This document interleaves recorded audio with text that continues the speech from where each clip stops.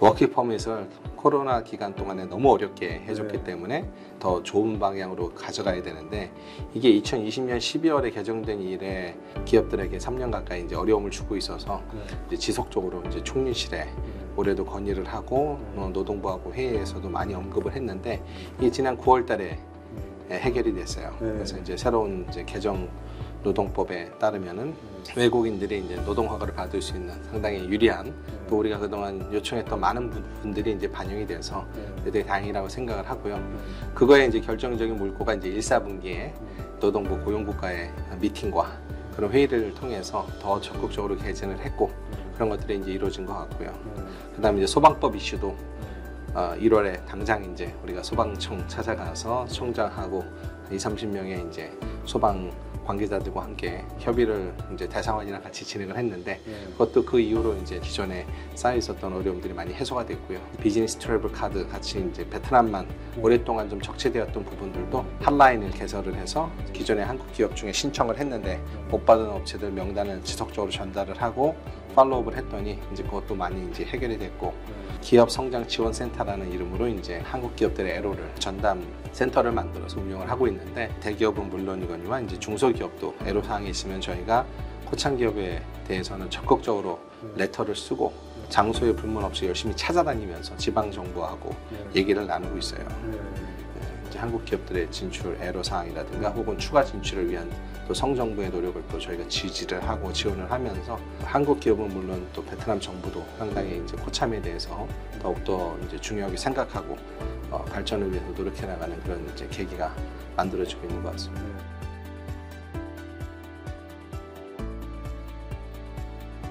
한국에 있는 수많은 이제 베트남 근로자들이 이제 불법 체류를 하고 있는데, 양국 간에 부정적인 역할을 하고 있는 게 2022년 기준으로 대한민국 3대 교육국이자 342억 불의 최대 흑자국인데도 불구하고 그에 합당한 대접을 못 받고 있어요. 베트남 국민들이 한국에 가야 되면은 비자 받는 게 하늘의 별따기입니다. 자산도 많고 뭐 사회적 지위도 높은 분도 똑같이 비자를 받기 위해서 뭐 은행 잔고 증명이라든가 그 외에 예금 증서 원본 뭐 여러 가지 굉장히 서류가 까다로워요. 그래서 이제 결국은 이제 우리가 이런 비자에 대한 이제 절차 간소화 혹은 궁극적으로 이제 전자 비자들을 통해서 베트남 분들이 신청만 하면 큰 결격 사유가 없는 한 이제 편하게 오고 갈 수 있는 그런 배경을 만들기 위해서는 불법 체류율을 많이 낮춰야 된다.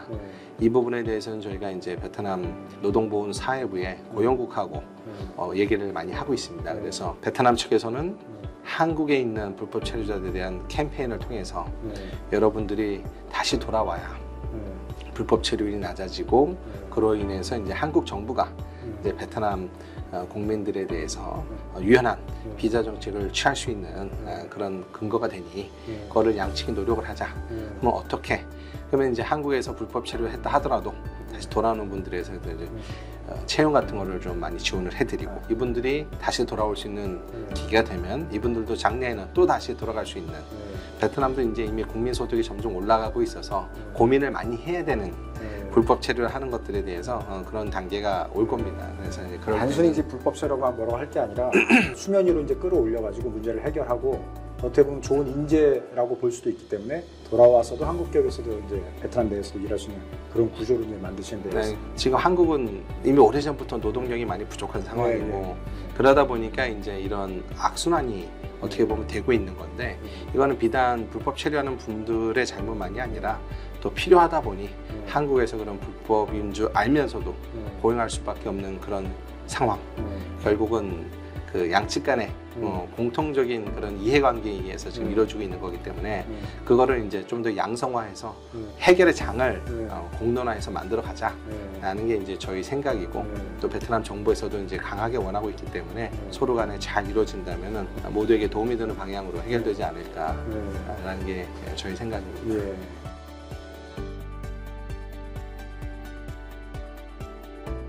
코로나 이전과 이후라고 이제 구분하기보다는 이제 세계 경제하고 연관이 돼 있습니다.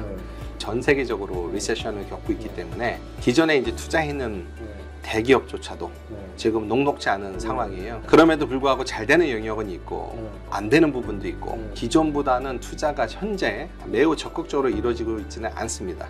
하지만 기존에 들어온 업체 중에도 지금 잘 되는 업체들은 지속적으로 이제 공장을 확대해 나가고 있고요.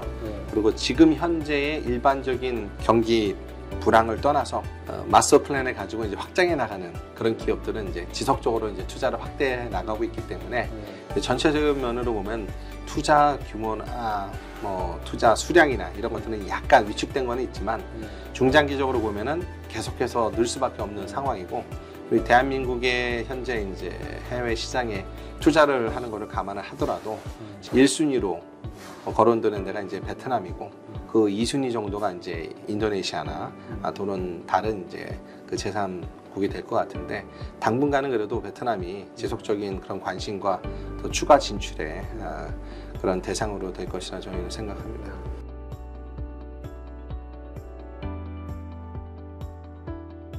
예를 들어서 이제 베트남에 이제 새로 진출한 기업들 중에 자동화 시스템이나 이런 것들하고 관련된 회사들은 이제 기존에 있는 우리 코참 네트워크에 들어와야 정보나 그런 협력을 더 도출을 할 수 있기 때문에 그런 쪽으로 또 관심 가지시는 분들도 있고, 또 새로 진출하는 경우에 이제 베트남의 법이나 현지의 상도이 여러 가지는 이제 더 많이 아셔야 되기 때문에 그런 다양한 네트워크를 위해서 이제 코참을 이제 문의하시는 분들도 있고요. 베트남의 새로운 파트너와 뭔가를 도모를 하려고 했을 때 그 협력이나 이런 것들이 이제 과연 어느 회사나 어떤 식으로 해야 될지에 대해서 이제 궁금하신 분들, 그런 다양한 분들이 저희 코참을 방문해서 문의를 하고 이제 협조를 원하고 있습니다.